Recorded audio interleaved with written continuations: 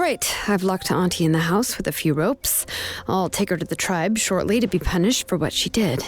As for now, we can get away from the house and get some sun.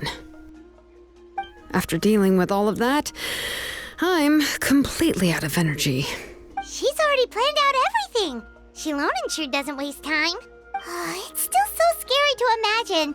Tlasoli wanted to turn her adopted child into Nechka, and she even nearly succeeded. Yeah, she was so cool in the final moments. She went right into action and took control of the situation instantly. Well, it's all thanks to Nepeka's resilience. She never gave up.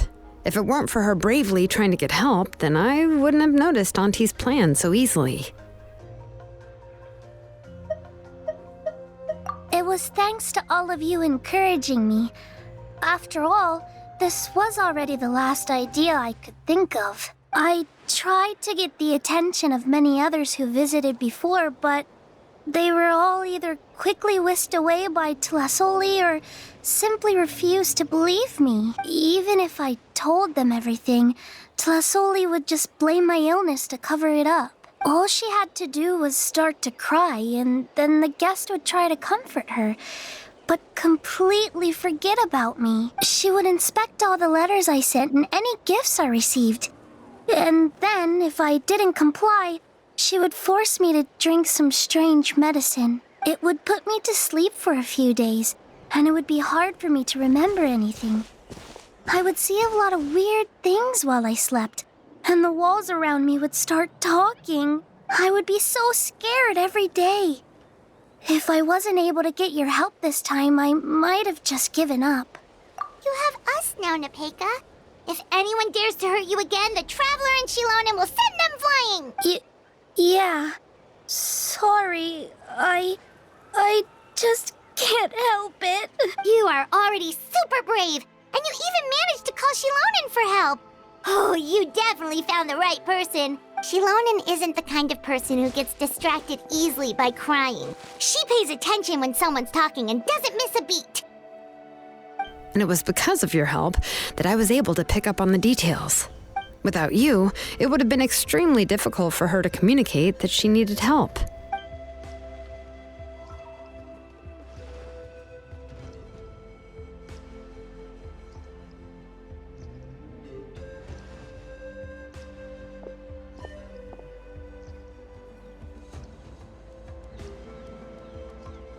Tlasoli would certainly be more on guard if I tried to speak with her, and would probably have just kept Nepeka locked up in a room again.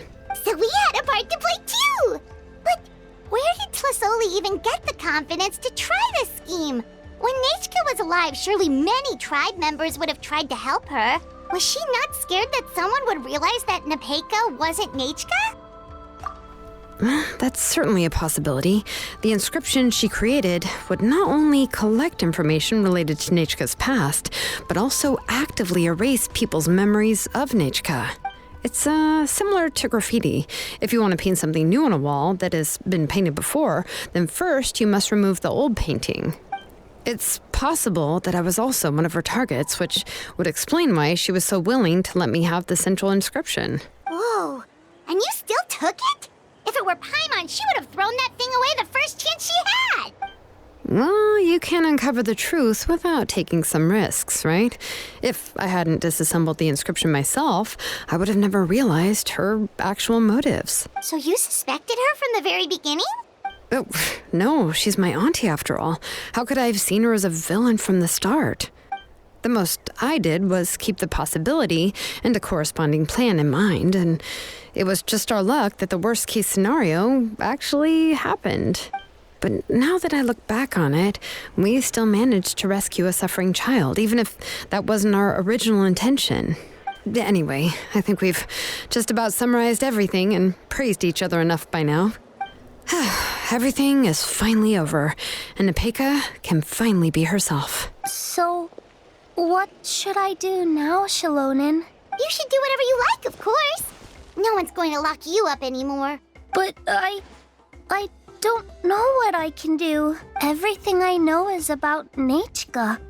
What she liked to eat, which flowers she enjoyed, how she acted and spoke. I'm not her, but I can only be like her. I don't know, Shalonen. I just don't know. Oh, don't worry, Nepeka. The Blaze Gem inscription isn't working anymore.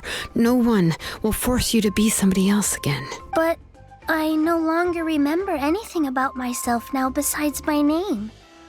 What if I never remember my life and lose all of my past? I'm scared, Shalonen. What should I do? Oh, don't cry, Nepeka. Here, take this. I took some ore from Tlasoli's collection and made this as a mold. A Blaze Gem inscription! You can make them too? Oh, of course not. It's just a pretty piece of stone. Take it. I've engraved your name, Nepeka, on the top. This is your first blessing, the one you received from a pair of people who loved you with all their hearts.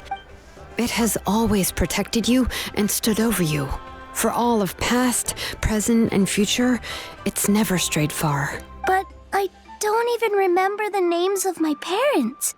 I don't remember anything.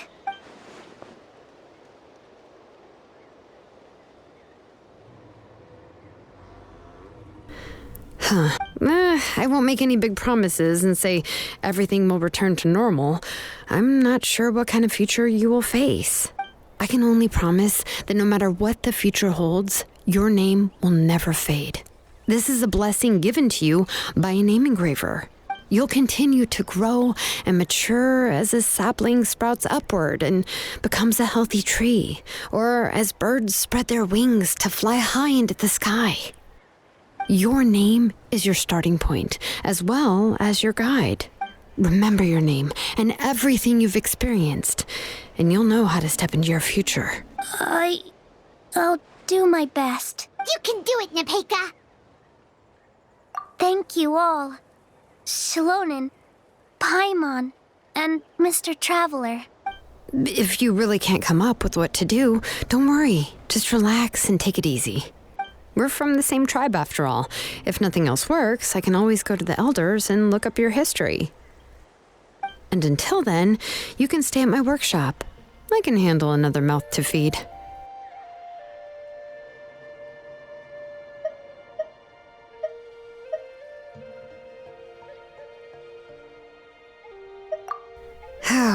I don't know if the plan will work.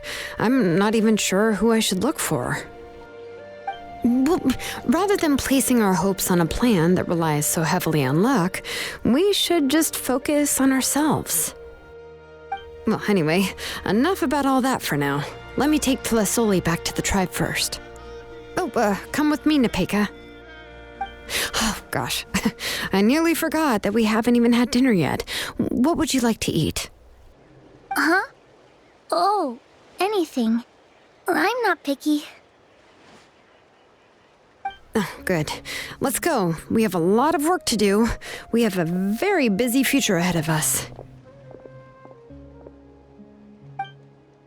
Oh, and one more thing.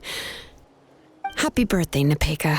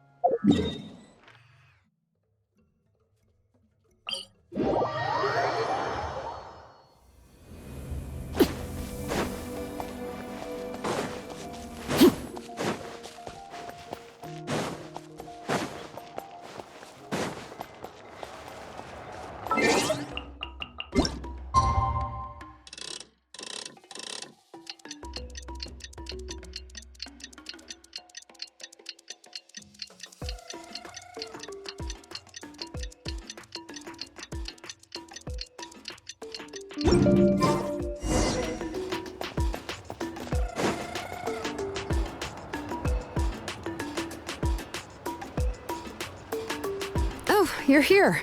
Everything's been taken care of now. I was just about to go have a rest. Well, the tribe is still discussing that. I mean, not many have ever used ancient names to commit a crime. Pakal will have a lot on his plate. What I do know is that Sasoli's workshop will be closed permanently, and any remaining incomplete Blaze Gem inscriptions will be completely destroyed. And as for the completed Blaze Gem inscriptions, I'll be handling them, which, yet another hassle to deal with. Anyway, at least her ancient name is fine. Otherwise, we'd have a real mess on our hands. Oh, and speaking of ancient names, I actually have some good news. The memories that were absorbed by the Blaze Gem inscriptions can be restored to their owners. Now, once all the Blaze Gem inscriptions stop working, the memories will return to their respective owners. Yeah, that's right. Wait, now that I think about it, in her attempt to get Nechka to come back, Auntie made the entire tribe forget about her. Now, Nechka really is gone, but everyone is about to remember her. What a bizarre turn of events. She's resting in my workshop. I contacted others from the tribe and told them about my plan to conduct an official investigation into her history. The tribe hasn't responded yet, so I'm planning to take her in for now and teach her some crafting skills. But that's for another time. For now, she should just rest and sleep. After all, she's got a busy future ahead of her.